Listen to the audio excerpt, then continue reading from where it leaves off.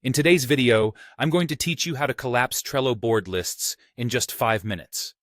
If you're someone who uses Trello regularly, you might have several lists on your personal or team boards. Managing these lists efficiently can be crucial, especially when you're trying to focus on specific tasks without getting overwhelmed by the sheer number of lists in view. So, let's dive into how you can easily collapse and expand these lists in Trello. First, you're going to open your web browser and navigate to Trello's website. Once you're there, you'll see the familiar login page presented in front of you. If you're using Trello, you likely already have an account, so go ahead and select how you'd like to log in. You can choose to log in using an email, or if you prefer a quicker method, you also have the option to use Google or another connected service. Once you have successfully logged in, the next step is to open your desired workspace. Keep in mind that a workspace in Trello is essentially a collection of boards that you and your team have access to. Within the workspace, you will find all the boards, each containing their various lists and cards.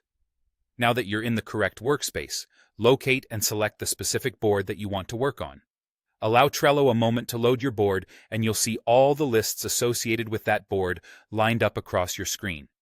These lists can get quite long and might include many cards that you or your team need to work on. To manage your view, select any list you'd like to collapse. To do this effectively, take a look at each list and notice in the top corner of the list, there's a double-headed arrow icon. This is the magic tool we're going to use today. Click on this double-headed arrow and you'll see the list collapse instantly, revealing only the list's header and potentially saving you tons of screen space at a glance. If at any point you need to view the cards in that list in detail again, you simply need to click on that same double-headed arrow once more, and it will expand back to its full size, showing you all the cards contained within. And that's it. You now know how to collapse and expand lists on Trello boards. This feature is particularly useful for keeping your workspace tidy and for focusing on specific tasks without getting distracted by other lists.